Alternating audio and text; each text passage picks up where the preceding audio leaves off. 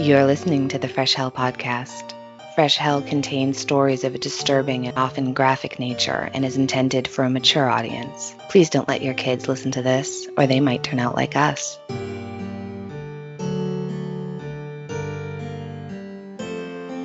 Hi, I'm Annie from the USA.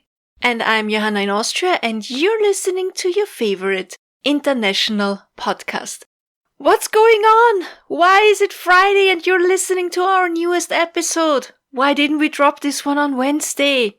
If you're on social media, you already know, but for all of you who are not, lucky you, we decided to move our upload day for new episodes from Wednesday to Friday. We had been thinking about this for a while already, and there are some plus sides to this. First of all, dropping our newest episodes on Wednesday mostly meant that we would work through the weekends, meaning reading, researching, writing, all on Saturday, Sunday, Monday, and then recording either Monday or Tuesday, and then rest on Thursday and Friday, and then start all over again on Saturday. And as many of you know, so many social events happen on the weekends when everybody's off. And also, Annie's husband Paul is only off on the weekends, so working through the weekend always took away a lot of time from the two of you, right? Yeah, that's no fun, especially for him, because on weekends we usually clean and organize and do yard work, and so I just feel really bad when he's like vacuuming under my feet while I'm typing or reading. He never complains. He's a keeper. I'm lucky, but I just would like to be more present on the weekends. Part of the issue is it's my fault because I always have a couple of doctor's appointments a week, like every week. But I see a lot of specialists. And so the problem with specialists, many of you will know, you don't really get to pick and choose when you get to see them. Like they tell you the date and you accept that date because the next available might be a year from that date. You know what I mean? So, and I'm already behind in scheduling an MRI. I need to see a dental. Like there's just so much stuff, but it's like appointments that are going to take a long time and I just don't have the time. So this is going to make medical scheduling a little bit less stressful. Or like, if the doctor's like, you know what, I need you to get an MRI this week. And then it's like, how many episodes do we miss because of that kind of thing? It's like, well, never mind that day that we had saved. So now we just have a little bit more of a buffer. And lastly, and we didn't realize that in the beginning, most podcasts release new episodes on Mondays and Wednesdays. And I guess it's because most people did what I did back in the day when we started. We Googled, when is the best day to release podcast episodes? And of course, the answer was Mondays and Wednesdays. And I think pre-COVID, uploading new content right before the weekend was not great because people wouldn't listen to or watch anything over the weekend. But let's keep our fingers crossed that it doesn't harm our download numbers too much. So far, we got quite some good feedback from listeners saying they are happy about the change because none of their favorite podcasts comes out on Fridays. So, as I said, keep our fingers crossed that it works out. Worst case, we can always change it back again or, close shop permanently. No, I'm just kidding. We're here. We're gonna stay here. Don't tempt me. All right. Annie, you have a case for us today. I do have a case. All right. It's been a long time since we've discussed a UFO case. And I really do enjoy them, even though I find them scary. They're the scariest category for me, scariest category that we cover. And I blame ET, which you already know. We've discussed a couple of potential UFO sightings before. For me, what makes a sighting or an experience more legitimate in my eyes is often down to the person who sees it, right? So if it's an astronaut or a military pilot or any kind of pilot really, but especially military because I think they're used to seeing the sort of aircraft that like your average commercial pilot might never lay eyes on, right? So when somebody in the military or the space program reports seeing something unusual that they couldn't identify, that makes me sit up and take more notice than if I tell you, hey, I was in the hot tub last night and I think I saw a UFO. Exactly. But I was like mid-joint, so who can say, right? Like I'm a different kind of, I do have a story, but it's not as exciting as this. This guy, this case, it's a very credible witness with an interesting story that's kind of, I would say that it's a unique tale. And it's also the only UFO sighting in the UK that was investigated by the police. So that's interesting. Okay, is it just me? I don't know. Maybe it's kind of weird. Maybe you feel the same. I don't know. Lately, I think more things are possible out there. And if you remember back when we started, I was a total skeptic and non-believer in many ways. And I'm not just talking aliens and UFOs, you know it. Now I'm more like, yeah, that's all totally possible. And the more I'm like that, like, yeah, possible, the less these things scare me. Right. I don't know why, because before I didn't believe in them. And I have no idea if it's because we covered so many things already and talked through so many things and so many fears, or because I got older and life just happened. Do you know what that? Does anybody feel the same? Like, I'm sure. Yeah, I'm sure. I'm more like, well. No, I think so. For me, you know, for years, I couldn't even talk about UFOs. They really creeped me out so much. Like how you used to feel about ghosts. And ghosts used to really scare me too. Like I was fascinated by the idea of them, but they really also scared me. Like I did not want to experience a ghost. But when people I love passed away, my feelings on that changed dramatically. Changes everything. Right? Yeah. I remember texting you little more than 6 months after your dad passed and just saying, do you feel differently about ghosts yet? And you were like, yes. Because you really, it's different when you think that maybe the ghost that's visiting you is a loved one, you know, and you want that. So it kind of shakes everything up on its head. I think the more we read and the more we study and the more we research, I think in some ways I've become more cynical. In some ways I've become really jaded, and I feel like things I used to really believe in, I now look at and I think, how did I ever buy that? Like, how did I ever, like once I look deeper at the story, you know, I think researching, you know what I mean? It makes you realize that. I mean, we also debunked a lot of things already. Yeah. Exactly. But then on the flip side, it also has left me even more open-minded to things because we've just learned about so many interesting things that, I don't know, this world is bizarre. It's easier to keep an open mind, I think, you know? Yeah. So primary sources for this case are contemporary articles from back in the 70s on newspapers.com, some recent articles that I'll link to, and 2 documentary pieces that I found on YouTube. One is a clip from Arthur C. Clarke's Mysterious Universe, and that one was made not long after this incident happened, and it features interviews involving Bob and his wife Mary. We're going to talk more about that later. The other documentary, and these are pretty short, like the Arthur C. Clarke clip is maybe 5 minutes, and the other, which is called The West Lothian Question, was great. And it had lovely interviews with an older Bob, who I believe was widowed at this point, and it was only a couple of years before he passed, so I think around 2005. But both of them are great, and that one was maybe 30 minutes, and it's interesting. I'll link to them. All right, so let's get into it. This case takes place in Scotland in 1979, happened to an incredibly pragmatic man named Robert Taylor, who everyone called Bob. Bob Taylor was born in 1919 in Fincastle, Pershore, Scotland, and this county is in the middle of the country, and it's very rural, or was then. And Bob loved the outdoors, and he worked as a gardener. Then, in 1939, he joined up with the Fife and Fofar Yeomanry as a tank driver. So he was on active duty in World War II. He fought in France, Belgium, the Netherlands. He was at Dunkirk in 1940, and in the interview where he's older, he says, yeah, we got to Dunkirk just as the evacuations were starting, so they kicked us out. You know, he's like so... very pragmatic. It's just a different generation, right? At the end of the war, he was released from the army. That was in 1945, and at that point, he was in Hamburg. So I think he was involved in active combat for 5 years. And then he just came home and resumed his life.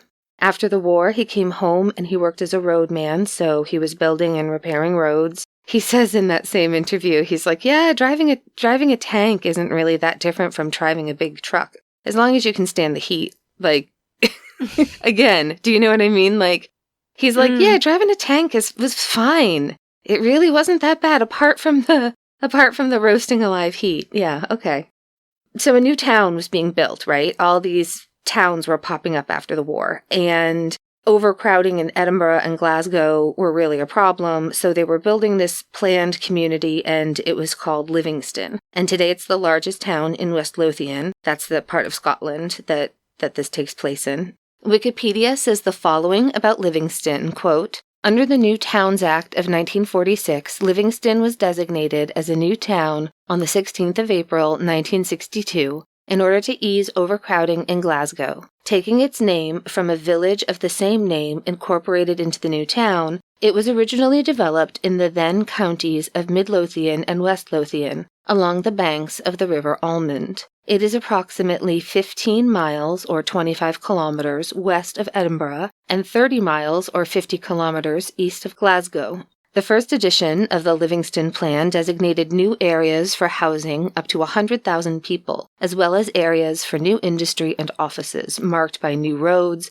pathways, and recreational spaces under an 84 square mile or 220 square kilometer survey led by Professors Donald Robertson and Sir Robert Matthew.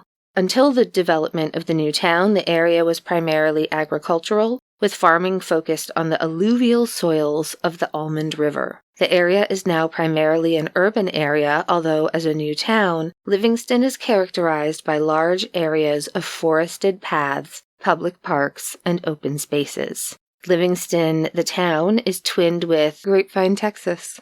So, end quote. So, in 1963, right when the development of this brand new town is happening, Bob applied for a position working in nature again as a groundskeeper. He got the job, and they moved into their home in Deans. That's Bob and his wife, Mary. One aspect of his job was making sure that none of the local sheep accidentally wandered onto the private wooded area that was being developed, and Bob would check the gates and walk the paths along with his dog to make sure that no livestock had ended up accidentally in the area. I think that this town was unique because they created a town and a forest where a lot of it had just been grazing fields. This development had forest areas planned into it, which I think is incredibly thoughtful for the time. Mm.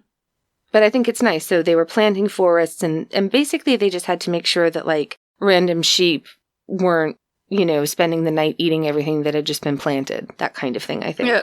On the morning of Friday, November 9th, 1979, 61-year-old Bob, who has been working there now for 15 or 16 years, he's a foreman, and he sets off with Lara, his red setter, for a walk around 10 a.m. He parks his truck on the side of the road near the M8, which is the name of a highway, and he walks through the forest and up the side of a hill known as Dechmont Law.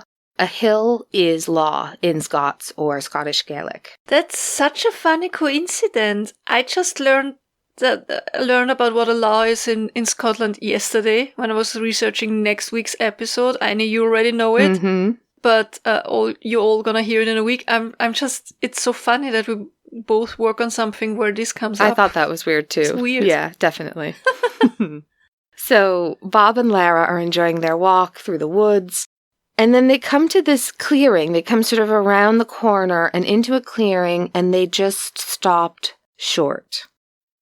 There, in the woods in front of them, was this big gray sphere. It was 20 or 30 feet or 6.5 meters or so in diameter, and there was a band around the middle, and this outer band was set with lots of little small, like, propellers, but they don't look like the kind of propellers that would actually pilot the craft. They look, I don't know how to describe them actually, but they're not the kind of propellers that would fly this thing. They're interesting. We've got artists' sketches. And so he sees this thing and it's flickering so that sometimes it was totally solid and visible, and other times he could see through it to the trees behind it. And he felt like it looked like maybe it was trying to conceal itself somehow. When it was solid, it was some sort of dark metallic material that looked rough, like with the texture of sandpaper, he said. And he wasn't sure whether it was hovering or resting on the ground. So Bob and Lara are just standing there in shock, and before they can do anything, these two smaller balls appear, and they're about 3 feet or a meter or so in diameter. They're the same kind of material, but instead of a metal band going around the middle of the sphere, like on the big object, these have 6 or so long metal spikes sticking up out of them. And Bob said they looked like sea mines, is what they remind him of, like the World War II sea mines.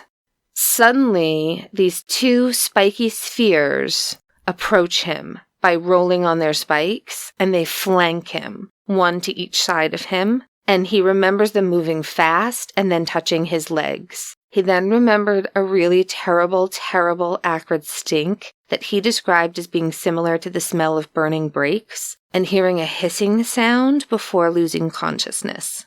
So, Bob regains consciousness, probably because of Lara's constant barking and trying to rouse him, and he figured he'd been out maybe 15 to 20 minutes. So now he's awake, and he's got aching legs and a splitting headache. Lara was unhurt physically, but clearly freaked out and upset. He had a terrible taste in his mouth. He was dirty and scraped up, and his trousers had tears in them at the knees, but the objects that he had seen were gone. At first, he was a little disoriented, and he's struggling to walk, so he ends up crawling to get to his truck. Finally, he arrives at his, it was like a forestry truck van kind of thing, you know. And he goes to start it, and it won't start. And finally, he gets it going, but he almost immediately backs it into a ditch because his legs just aren't working properly. So he walks home, clearly having experienced some kind of shock. So he and Lara make their way slowly home, and then when he arrives home, his wife Mary greets him at the door. All right, this is my favorite thing. There is an episode, that Arthur C. Clarke Mysterious Universe that I told you about, and they're talking about the story, and there's an interview with Mary as well as with Bob, and she's the best. And so I'm going to link to it, but I'm now going to just paraphrase this conversation that they had when he makes it back. So he makes it back home, and they're Scottish. I'm not going to do the accents, really, but they've got the most lovely Scottish accents. And so she sees he's looking pale and dirty and disheveled, and she says, "What's happened, Bob? Did you have an accident in your truck?"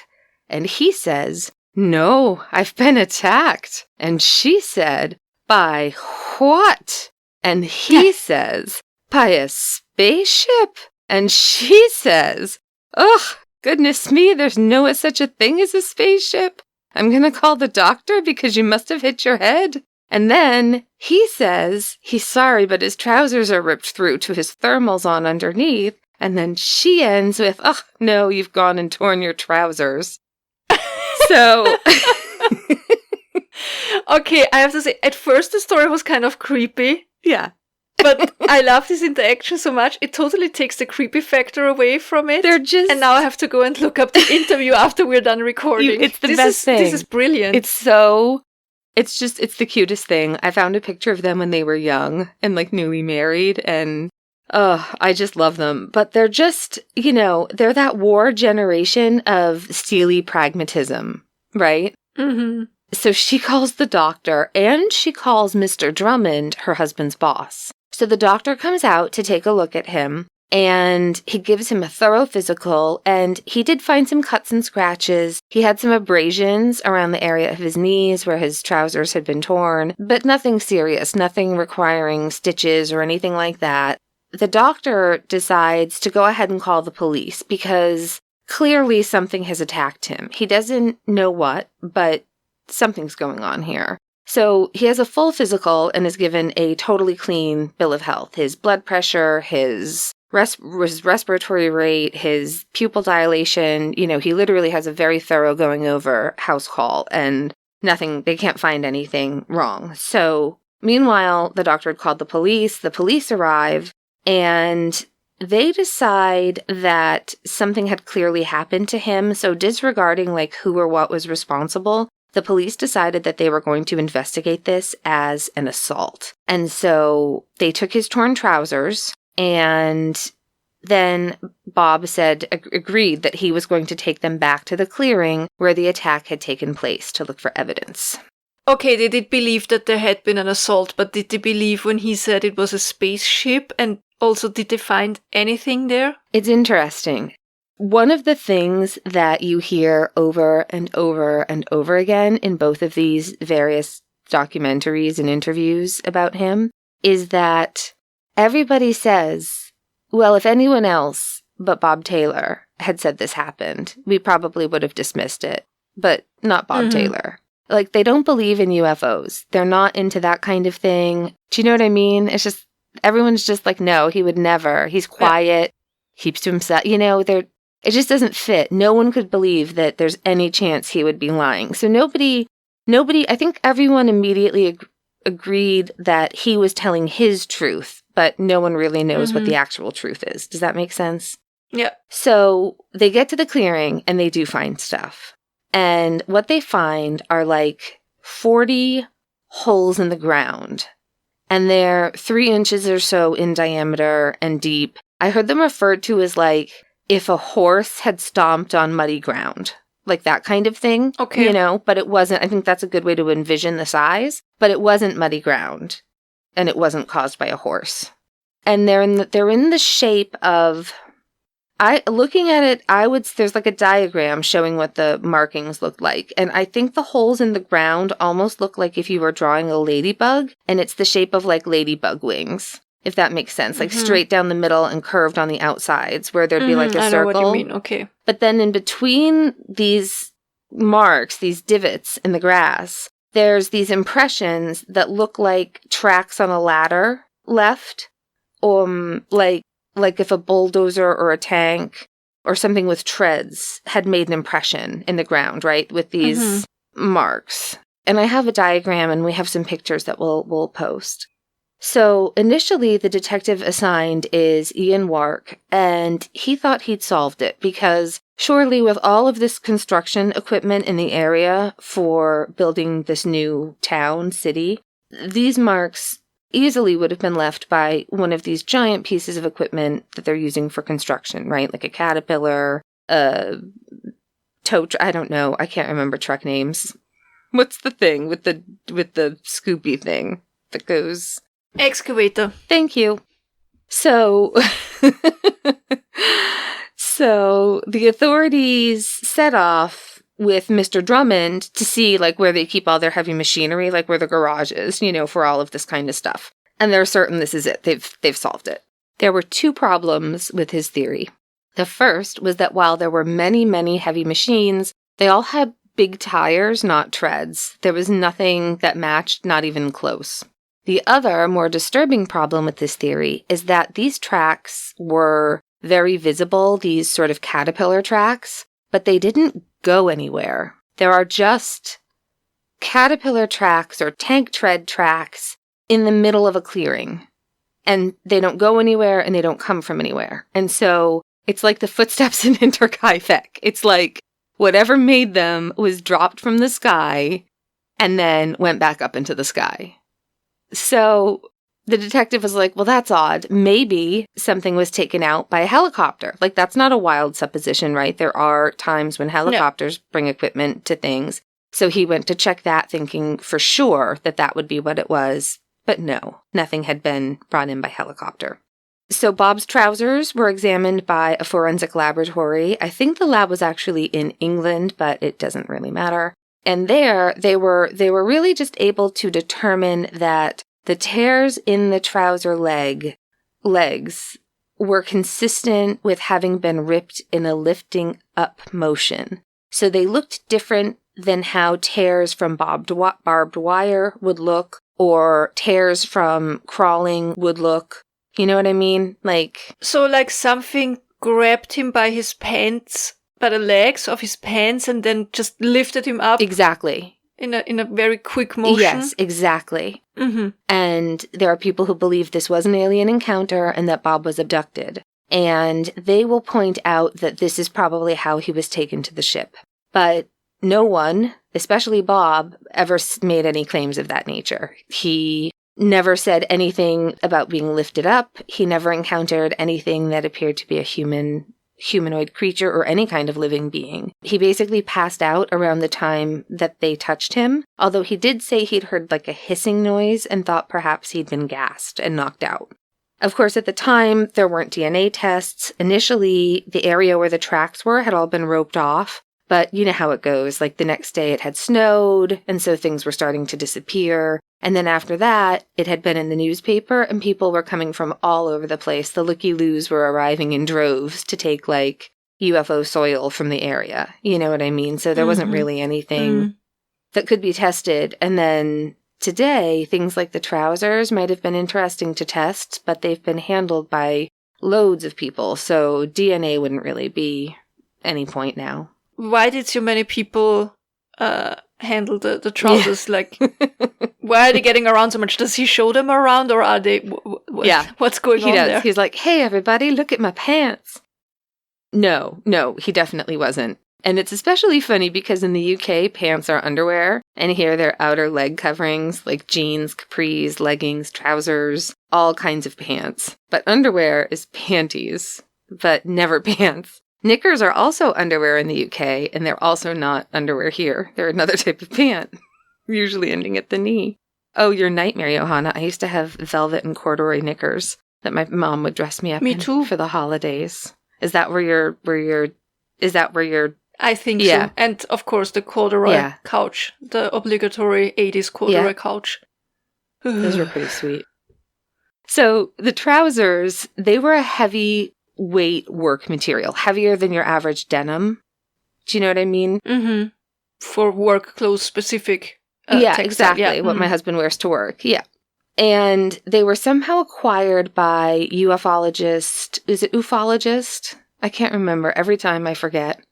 I'll just say they were somehow acquired by UFO enthusiasts and study of UFOs. UFO expert. UFO expert, thank you. And his name was Malcolm Robinson. And we're going to talk about him more in a little bit, but that's it. That's Bob's story, pretty much. And it never changed, not for the rest of his life. He died in March of 2007 at the age of 88. One of the documentaries I watched, the Dechmont Law incident, which I'll definitely link to, Mary had already passed, and he's just telling the same story we hear in the interview from decades before. I thought it was interesting because he talks about the war in a very casual way. The only time, to me, in these videos that he looks uncomfortable is both times when he's explaining that he just passed out. It's like he seems ashamed that he didn't see what else happened because he passed out. You know what I mean? Yeah, I think because passing out used to be seen as like kind of a thing women do when they were shocked or scared, or you know what I mean? Yeah. I think it's this kind of old-fashioned like weakness thing. Yeah. Any questions or anything to add before we get into the theories, but people think he might have actually seen that day? I have a semi-related question only because you said he never changed his story, and because recently I read a lot of differing opinion when I researched the Natasha Kampusch case. So it used to be that we thought that if a witness never changes the story, always tells the story exactly the same way, that this means that it's more likely the truth. But lately, I read many times that some experts in the field actually take this as a sign of lying, because it's what you do when you rehearse the story many times, while when you retell real events, it will always change a little bit over time, like in an organic way, in a natural way, because you forget some things or suddenly you remember other things. And I honestly understand both sides of the argument. I don't know where I stand on this, but what do you think about that? I absolutely understand that point. I think that's a really good question. So those two interviews that I watched, I think they're about 20 years apart, at least. And I think those are the only two interviews he ever really did. I wouldn't say that the story was exactly the same. It's not like he tells it identically, you know, but the overall story never changes. And people will ask him things as he's telling the story, like, did you see anybody? No. Were there lights? No. And I think it's really normal to have any kind of unique experience to morph over time with little exaggerations just because it makes the story a little better. You know what I mean? I think we all do Everybody that when we does tell it. Stories from 20 years ago. 100%. Yeah, absolutely. Yeah, that's what I mean. Exactly. But he doesn't really have any of that here. There's opportunity to, but he never does. He never saw anybody. He never saw any lights. He doesn't know where it went. He's not sure if it was actually flying. There's no embellishment. He's just so pragmatic about it. I think he's being genuine. I'm going to be really curious to see what everyone else thinks. I think he was prepared to talk to people because I think the only reason he talked to people, honestly, was he wanted to see what they could find out. I think he really wanted a reasonable explanation for his own self. And I don't think he ever had one in this life, you know? He just, they didn't like giving interviews to the public. He and his wife moved away after he retired because once people heard about it, there were constantly looky-loos and people asking for interviews, and he just didn't want to be bothered by people who were UFO enthusiasts unless they could actually give him answers. He didn't want the attention. He didn't want money. I just don't think he lied about anything ever. Do you know what I mean? I just don't think this man ever lied. It seems like a crazy thing to say in this day and age, but, you know? No, I get it, yeah. Yeah. You'll see. I can't wait to hear everyone's take on this. Maybe we can talk about this in the Patreon too. All right, so time to get into some theories, because there are a lot of theories. The first one is he saw something which caused a flashback or some other sort of PTSD-related situation, which brought him back to his military experience and then caused him to pass out. People point to him describing the objects on the ground as looking like sea mines and think there's a connection because of that, maybe. I'm not so sure about this. I'm not saying that that's not possible, but I have PTSD and have had and still experience flashbacks, and I'm not saying that mine are the same as everyone else's, but for me, it takes me out of my own body, and I could absolutely see a person maybe falling or crashing a car when they were having a really vivid flashback. I've certainly never hallucinated anything during one, though. It's not like he had a hallucination where he was hitting a sea mine. He wasn't in the Navy, he was on a tank. I don't know. And flashbacks for me are more like an out of body experience where you're back in an actual vivid memory. But that's me. Maybe everyone else is somebody different, something different. But I think the other con for this argument is that he never suffered from anything like this before or after. And I'm not sure how many people who have flashbacks only ever experience one, and it's so bad that you're hallucinating. And also, it's the only time it ever happens. I'm not saying it's impossible, but I just don't think it's super likely. What do you think? I don't have PTSD, and I only ever hallucinated when running a high fever. Interesting. Or while under the influence of natural substances. Yeah. So I can't really say, but I think it could happen. I think war-related PTSD can maybe be very, very special. And for some, the triggers, we think of war-related PTSD, the triggers are like loud noises or bangs or like light. I think the triggers might be very, very unique and something that he maybe never encountered before and afterwards.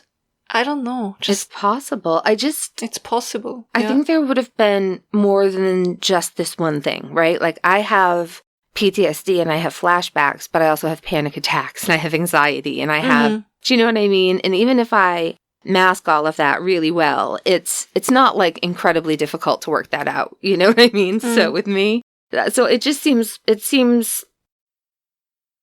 like somebody would say well, he was different after that, or he was, I don't know, but we don't know. There could absolutely have just been a one of. So the next idea is one of many put forth by a debunker by the name of Stuart Campbell. Stuart believes very strongly that what Bob actually came across and saw was the planet Venus low on the horizon, and that it was working in conjunction with some kind of mirage effect caused by conditions in the upper atmosphere, and that this phenomena caused the planets to appear in front of him as an illusion. So the problem with that is, this is all from that documentary, and they basically go to the local planetarium in Edinburgh. I think it might have been Glasgow. Anyway, they're at the planetarium, and they're speaking to a scientist about this supposition, and they were able to put stuff in the computer and look at exactly what the conditions were at that day around 10:30 in the morning, and they were able to conclusively determine that there was no way that Jupiter or Venus would have been visible in the sky at 10:30 in the morning from that location in Scotland. The sun would have just been far too bright, Also, the man at the planetarium felt it would have been too low to be seen on the horizon, even if it was visible. So I just don't think that's it. And Stuart Campbell does say, this is my own theory. I don't know if this is scientifically accurate, so I don't know. I understand the mirage aspect, and they're fascinating, the way mirages work, but I'm not sure how you then hallucinate over a mirage that a sea mine-looking robot ball ripped you in your trousers. It's just a lot. I don't love that one. It seems a bit far-fetched. And I mean, it's also easily disproved, right, by the actual facts of the day with like the weather and how it wouldn't have been possible. I think so. And then Stuart Campbell also felt very strongly that the marks everyone thought were caterpillar tracks were actually caused by pipes being illegally stored there. And he claims that they left these indentations in the grass, these like horse-hoofed-sized holes, with a pick, because workers had to use picks to pull loose the pipes that had sunken into the grass. But I bet a lot of people immediately know what the problem was. We would need to know how the grass was. What was the shape of the grass? The shape in was it dead? Exactly, and it was not dead. That's the problem. The guys on the groundskeeping team were absolutely certain that nothing had been stored there, and they said that if something had been stored there long enough, it would have discolored the grass and killed it, making it that sort of yellow color that anyone who has forgotten to put the hose away after being away for a week will know. Yeah, trust me, there's constantly so much construction material stored in our yard. I can exactly picture it, what it would have looked like if it had been made by some pipes on the ground. Yeah, we had that brand new house go up next to us, and my husband had literally just taken down a tree and completely reseeded the side lawn when they showed up and started throwing planks down. And Paul was like, oh, sorry, could you move those boards? And we felt so mean, but oh man, that took us 2 years. But that's exactly it. Yellow, dead, dying. And there was none of that, So, all right, next on the list is the seizure theory. Apparently, around 10 or 15 years before witnessing this object, Bob had suffered with a case of meningitis. The moose almost died of meningitis when she was 5. That was the first time I ever saw my dad cry. Motherfucking meningitis. All right, let's talk about it. According to the CDC, quote, meningitis is an inflammation or swelling of the protective membranes covering the brain and spinal cord. A bacterial or viral infection of fluid surrounding the brain and spinal cord usually causes the swelling. However, injuries, cancer, certain drugs, and other types of infections can also cause meningitis. It is important to know the specific cause of meningitis because the treatment differs depending on the cause. Viral meningitis is the most common type of meningitis. Most people get better on their own without treatment. However, anyone with symptoms of meningitis should see a doctor right away because any type of meningitis can be serious. Bacterial meningitis is serious. Some people with the infection die, and death can occur in as little as a few hours. However, most people recover from bacterial meningitis. Those who do recover can have permanent disabilities such as brain damage, hearing loss, and learning disabilities. End quote. Moose would get Bell's palsy. She had repeated Bell's palsy over and over again as a kid as a result of having survived the meningitis. And the meningitis story is one for another time because that's really something. That's Patreon, remind me. Okay, so the theory here is that because Bob had meningitis, it must have been a seizure, probably brought on by the shimmering planetary mirage.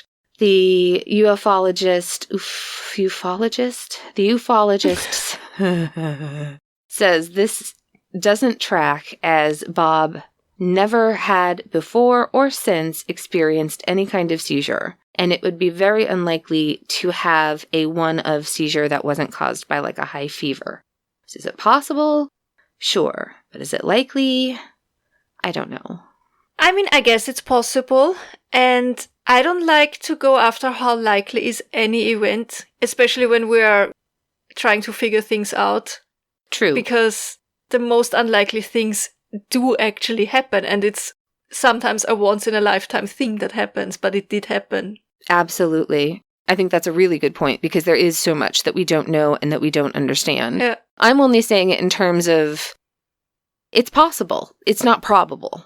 Like, this isn't something that happens with frequency. You know what I mean? It's funny, with your hallucination from fever, I had a fever that caused a seizure once, but I don't remember anything. Like, I didn't hallucinate anything, but I don't remember anything. All right. So the next theory is from Phil Fenton. Phil Fenton went on to write a book about this. This is Phil Fenton's hypothesis. He believes that Bob went to a different part of the woods entirely. And there, he saw this water tower that absolutely looks like a UFO, 100%. Very UFO-like looking water tower. And then when he went to bring them back after the encounter, he didn't take them back to the right place. He took them somewhere else where they found the tracks in the lawn, which he believes were made by people camping. And that he just, because he was so confused, he went back to the wrong place. And he thinks that if he'd gone back to the other side of the highway, then everyone would have seen this water tower and immediately known that that's what he somehow saw and got confused with. So the thought there is that he saw the water tower and then had an ischemic attack, like a mini stroke, and that caused this hallucination, and that the choking smell that made his mouth taste bad was chlorine gas from the water plant. Yeah, also the smell, he said he smelled burnt rubber, right? Yep. I mean, that could be a sign for a stroke. I was just going to say that. I think that can be a sign for... No. I'm just totally agreeing with you. And I think it can also be a sign for, like, a prodrome before a seizure, too. You can sometimes have phantom smells and things like that. And a brain tumor, I think, right? Yes. Phantom smells, especially burnt rubber. Yep. So that's his theory, that he just led them back to the wrong place, had a stroke. So I don't really think it would be likely for Robert, having worked on these woods for over 15 years, to not have come to seen the water tower and then said, oh gosh, it was, do you know what I mean? I don't think he would get confused about where he was. Also, where was the car? He backed the car in a ditch? Yeah. So... He did. I have a diagram of that, actually, to share. Wouldn't that indicate that he led them back to the right place? I think so. But I'll share the diagram of where everything was. I do think that if we're saying that this was all a hallucination and that none of this ever happened, I do think a TIA, like a mini stroke, would probably best describe his physical symptoms.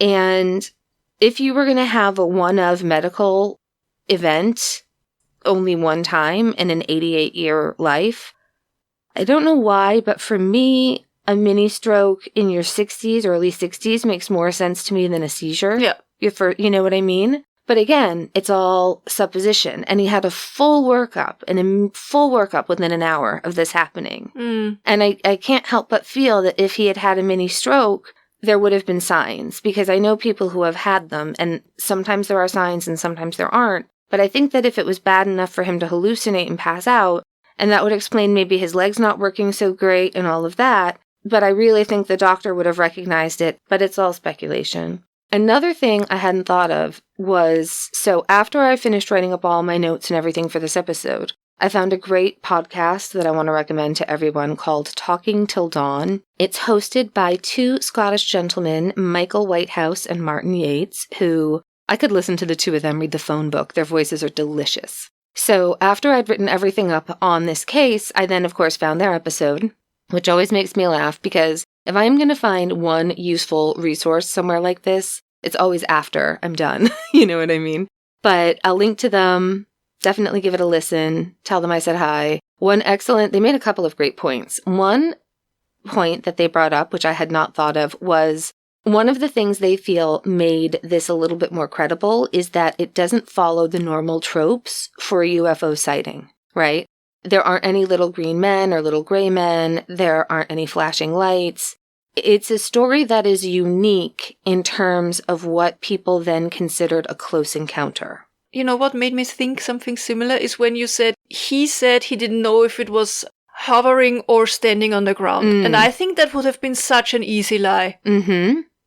Exactly. Yeah, it was hovering above the ground is something that he would have said. But by admitting that he wasn't sure, I don't know, it gave me the feeling of credibility there. This is the thing. Yeah. So I thought they made a great point there, and I just want to give credit where credit's due. The other really good point that they pointed out for me, which was helpful because I wouldn't have looked into this, they said that they didn't think there was any way that this was some sort of secret military experiment, because there's all kinds of places in Scotland that are just Ministry of Defence areas that are very, very rural. But this is not one of them. This area is right between the two biggest cities in the country, between Edinburgh and Glasgow.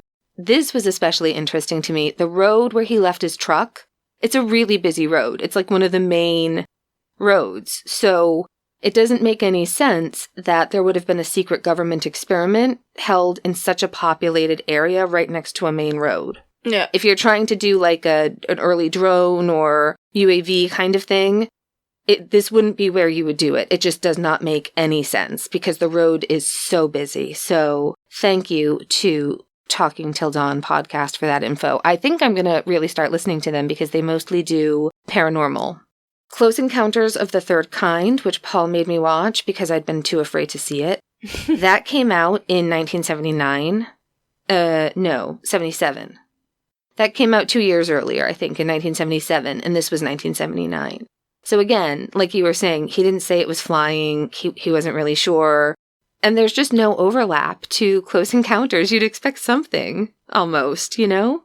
On November 2nd, 1990, the Lothian Courier reported that a ufology group was going to have Bob's trousers taken to a psychic, and the papers got in touch with Bob to ask his thoughts on it, and he responded, quote, "I haven't heard anything about the trousers since the police took them away for forensic tests 11 years ago, but the UFO people can go ahead with whatever they think is best," end quote.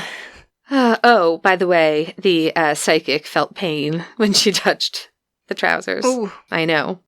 I'm not sure what Bob saw that morning, but I think him being the witness made this report more credible. I just think this was a man who had seen things. He had lived a remarkable life. He only gave a few interviews. He didn't want to talk about it. He never made any money off of it. His story didn't change. Yeah. I have thoughts on what might have happened. It doesn't really matter what I think. But at the end of the day, there isn't a theory that I can't play devil's advocate for on either side. I can argue both sides for almost all of the possible explanations. And I do sincerely believe that Robert saw and experienced everything he said he did. But what did he see? What happened? Yeah. Is he describing what he saw in a seizure? Is he describing what he saw in a hallucination? Is he describing a close encounter? What happened? I'm going to post pictures in our Facebook group. I'll get some posted in Patreon and also all of the sources so you can all take a look at those documentaries. And you'd be able to find them right now if you just search for Dechmont UFO, Dechmont UFO. You'll be able to find some of these interviews, and I'm really so looking forward to talking with our listeners and hearing what you all think happened. Speaking of which, if you've seen a UFO or had any kind of UFO or alien encounter, we would love for you to share your stories with us. Our email is freshhellpodcast@gmail.com. Just tell us in the subject if it's a UFO story, a ghost story, or just write listener story. Anything. You know what we talk about. Tell us your stories. Tell us your weird stories. We haven't done a listener story episode in forever. And I think I can speak for both of us when I say that we find what you send into us to be so fascinating. And we love to hear your voices on the show sometimes too. Definitely. Yeah. So please email us. Tell us your stories. We want to talk about it. And just tell us, we'll keep it anonymous if you want. Just let us know. Yeah. Yeah, we're good with that. And that's it. I have no idea what to think about this. I have to sleep, I think, over it. Mm-hmm. But it's again one of the stories where you can argue, as you said, you can argue both sides, and you can think, it must have been this or it must have been that, and there's always this one little detail that is like, but that doesn't fit. Yeah. Exactly. Yeah, always this one little puzzle piece. Just one little thing that makes you think, you know? And, even if it was just a hallucination or a seizure, then I'm glad it was a one-of, and he didn't suffer from any kind of problems medically until he passed at 88, at which point he was already a widower. So if it was all just a fever dream, then 3 cheers to a really amazing World War II veteran and hero, really. He experienced a lot in 88 years, that's for sure. All right, something good? My something good is I cleaned my pantry today, finally. It was such a mess, you couldn't even walk in, and I went to the storage unit because the washing machine we had here broke, and we had our washing machine still in the storage unit. I didn't want to bring all the stuff here until we were done renovating, right? But now I needed it. And I also took some shelves and I put it in the pantry now. And yeah, looks way nicer. I'm very proud of myself. I did a lot today. I'm really jealous of your pantry. It's huge. Actually, we're going to make it a little bit bigger, and we're going to put in like a doggy shower Oh, station. Is that where you're going to put the doggy shower? Mm-hmm. Nice. What's your something good? I'm excited because I'm in the last weeks before this big trip. I can totally understand. Yeah, I've been planning this trip for years. It's finally coming. So, listeners, listen, I could use some recommendations. You, our longtime listeners, know me, I think. So we're going to go to Falkirk for the day, to the Falkirk Triangle, known for its UFO activity. And we want to see the statue of the Kelpies. And we're going to go to the Falkirk Wheel, which is an engineering wonder of the world, because I think Paul needs to experience that. Does anyone have suggestions of like one other thing to see or where to eat near Falkirk? And then we have 2 days in Edinburgh, too. And so far, the only thing that's a must-do on my list is the Royal Yacht Britannia. And my dad wants to tour a distillery. He doesn't want to do a tasting. He just wants to see where stuff is made.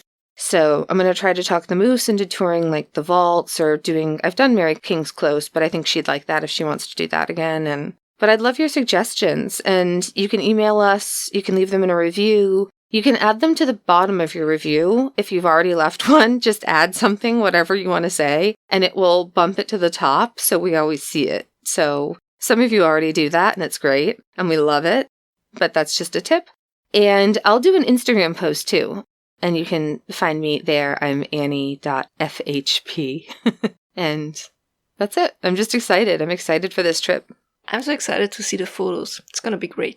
If you enjoyed this episode or any of our other episodes, please do us the huge favor, as Annie said, go and leave us a review and or a rating. It helps us out so much. It helps with the algorithm, and also it really means the world to us. You have no idea. We are talking into a void here, and we need your feedback constantly. Oh, yeah. If you're on YouTube, please leave us comments. Some of you already do. It's lovely. It's amazing. Please also subscribe and follow. Not only on YouTube, you also should follow and subscribe to the podcast on your podcast app, because otherwise maybe one day you'll forget to listen to us, especially now that we changed days, right? So if you want to know more about any of all the other things, about our email address, which is freshhellpodcast@gmail.com, about where to find us, about our PO box, about our merch store link, it's all on our webpage, freshhellpodcast.com. Please also remember to send us your listener stories. Please remember to suggest our little podcast here when somebody's asking for something that would fit the bill. And if you want to know more about Patreon, please go to patreon.com, search for Fresh Hell. We'll pop right up and you see all the tiers we have. We are just now waiting for the new stickers for our murder tier to be made and sent to us so we can send it out to you. And that's it. Please tell your pets we say hi. Hug them, cuddle them. Check them for ticks. Every single day when we take a walk in the morning, I have to remove 20 to 30 ticks from Gem and Leela. Oof. I see them mostly when they're still crawling, so it's fine, but it's exhausting. Please be kind to your pets. Don't be kind to the ticks. And be kind to your fellow human being. The most important part of it all, be kind to yourself. And that's the hardest thing to do. Absolutely. I know it really is. I'm in therapy and my doctor's like, I want you to write a journal and I want you to write down nice things about yourself in it every day. And I still haven't done it. It's been like so hard. It's so hard. I'm just not. And then he was like, ask your friends and family to write down what they like about you. And I was like, I'll just leap off a dock, thanks. No. Like, that's a nightmare for me. So if you're going through hell, just keep going. Tschüss. Bye.